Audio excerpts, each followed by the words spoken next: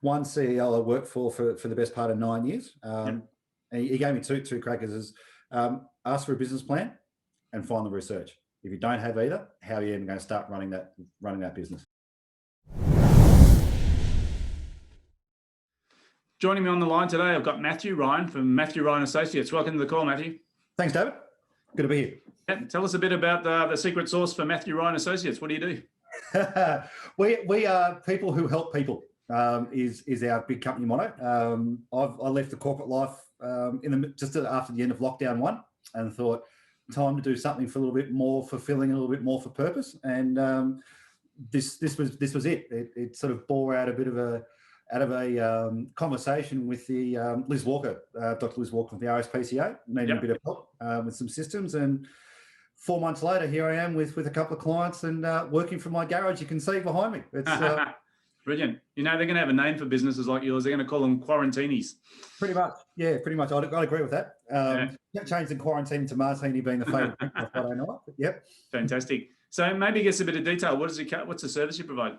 We're basically the CIO, CTOs that you don't have in your business, so a virtual CIO, CTO operation. We manage systems rollouts, integrations, websites, social media, more from a strategic level than a tech level. And helping build out those strategic roadmaps and plans for companies moving forward, especially in that not-for-profit and for-purpose sector. So tell me, how do you start a business in the middle of a lockdown? You leave one as a long-time employee, so with the Tyre Power Group for 14 years as their head of business operations and a few bits and pieces that I was doing.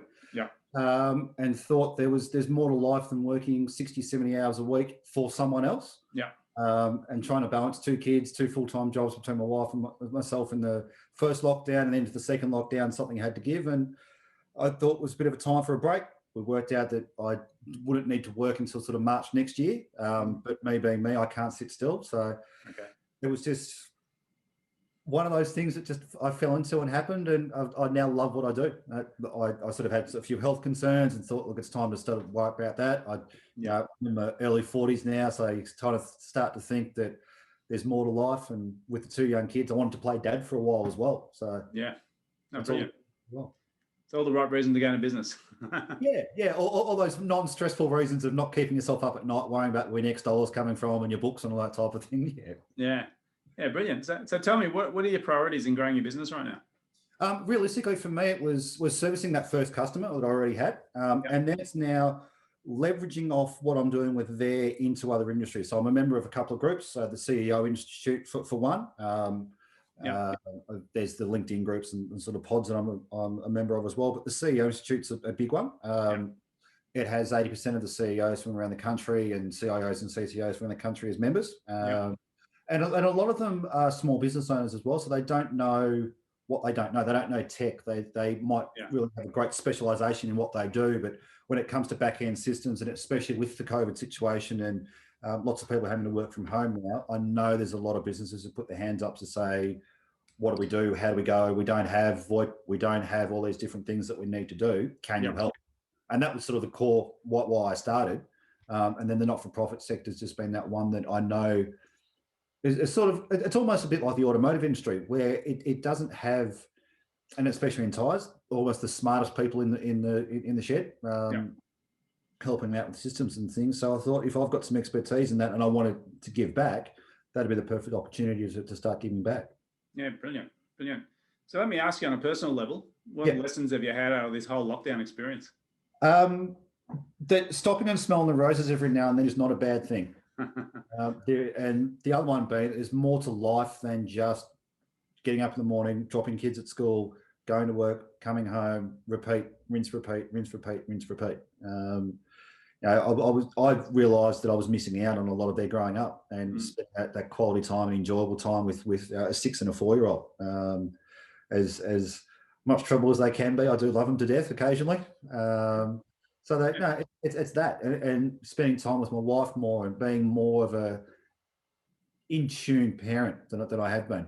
It's interesting, isn't it? So I know a lot of spiritual people say this is the break we needed to have. Yes. As a society.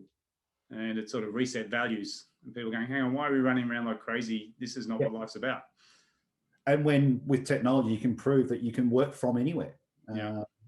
We've had Melbourne locked down for almost 11 months now, and it's proof that we don't need big cities. We don't need big offices. People are more than happy to be working from home and might have the odd kid running in or a cat jumping on their lap and things like that. It gives a more personal side to what we do, that there is more than just business.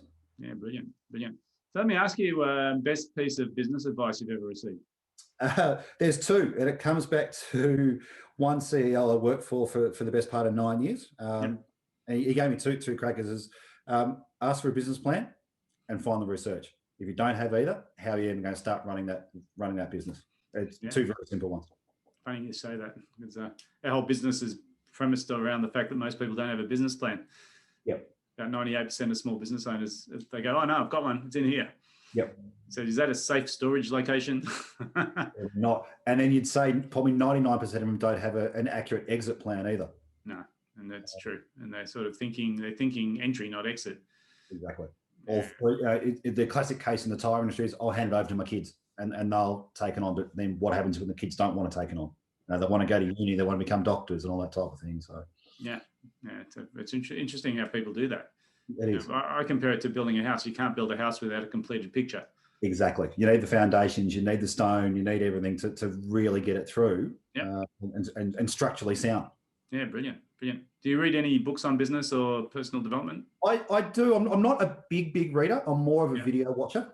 Do you have anything that sort of resonates with you that you've watched or listened to recently? Gary Vaynerchuk's a big one. Just that whole idea of the jab, right hook. Don't be constantly selling.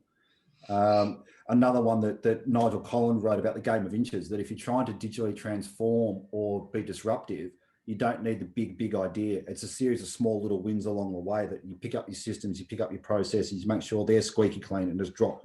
In fact, it's sitting here as ad nauseum on my desk. I pick up a chapter a couple of days and just read through that just to make sure that I'm putting myself on track.